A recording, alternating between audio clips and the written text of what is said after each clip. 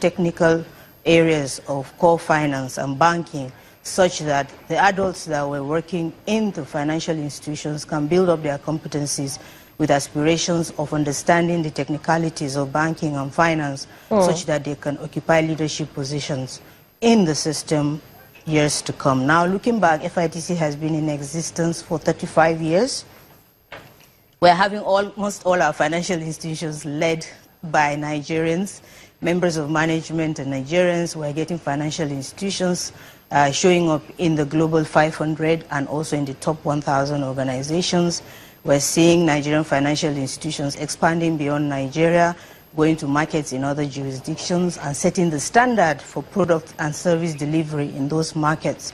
So what about contribution to emerging financial services integration of microfinance, Islamic finance, and telecoms financial services? Okay, in that area, if we can remember, before we had the cooperative banks, many of them transformed into the microfinance institutions. So FITC, as far back as 2005 to 2008, coordinated with the CBN and NDIC at that time to train almost 4,500 staff of the former cooperative banks to show them basics of the operations of banking and all that. It lasted for about 3 years. Thereafter, many of them transited to become what we have today as microfinance banks. And also in 2012 to 2013, in collaboration with the CBN and NDIC, FITC also trained many of the directors and the management of banks. And then in 2013, we also did the risk management training for MDs and non-executives of banks, introducing them to issues of corporate governance, compliance, and supervision. FITC was also, together with YFM, we collaborated to draft and develop the curriculum that is currently used for certification of operators of microfinance banks.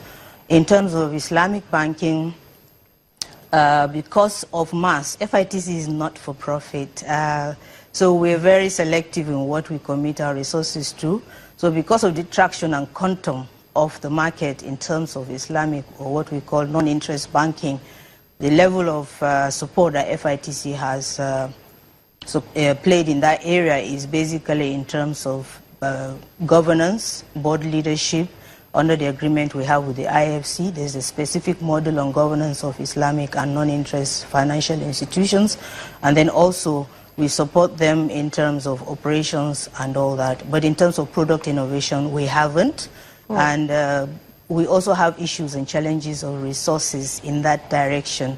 Most of the resource persons for Islamic Bank are usually from jurisdictions like Malaysia that have really built their financial services in. So Dr. Newman, talk to us a little bit more about the competency framework for banks in the country. Okay, the central bank introduced competency framework for banks. FITC actually had the privilege of chairing the committee under the FSS 2020 for Human Capital Development Implementation. And from that strategy, issues like financial literacy, competency framework, and the approved persons regimes were components of that.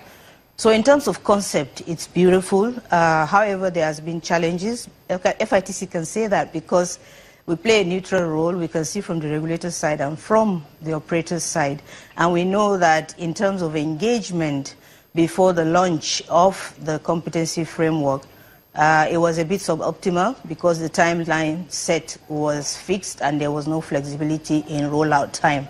So in the process of engagement, some parties did not get to participate as required.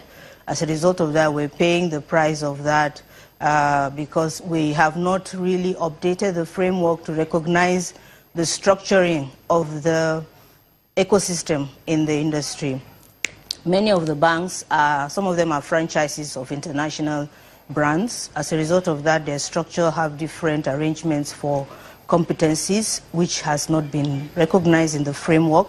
Also, we have Nigerian banks, as I have said, who have grown to other jurisdictions with subsidiaries, and this brings different challenges of how they will implement themselves at the headquarters and with collaboration with the regulators in those jurisdictions, insist that those subsidiaries comply with the same competency framework. So that aspect is not very clear. So as a result of that, many of the operators have had confusions in terms of what is required, what can they do, what can they not do. But what FITC has done is that we're not a regulator, we don't enforce, but we support and make the ease of implementation of some of these policies much easier for all parties.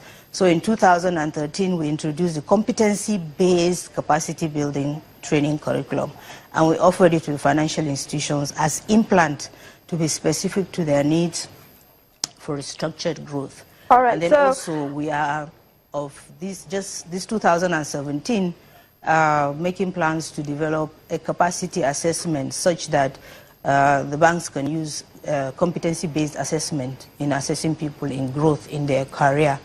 That is how we have supported. So it's just to support in terms of the challenges we see, and we also engage the regulator periodically to advise on what we have observed on the challenges from the perspective of the regulator's constraints. So I'm also hoping that you'll be able to comment on this as well, because today is Financial Literacy Day, and it seems as if the several efforts, being made to try to get people financially literate is a little bit of a challenge. Why is it that all these efforts seem not to be making impact?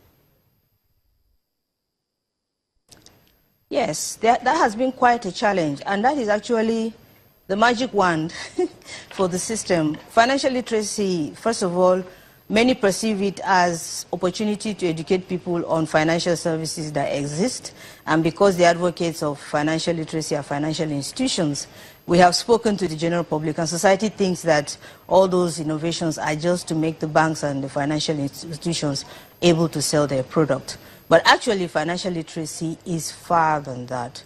So perhaps the messaging has not been apt.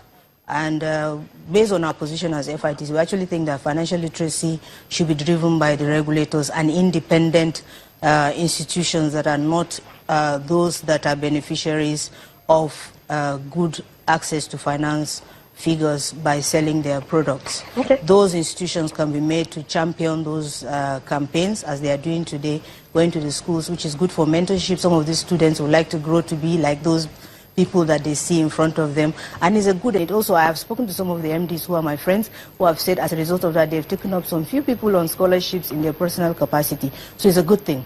All right, so Dr. Newman, let's end the conversation here. But thank you so much for your views this morning and for your time as well. Dr. Lucy Newman is the Managing Director, Chief Executive Officer of FITC. Business Morning continues in a moment. Stay with us.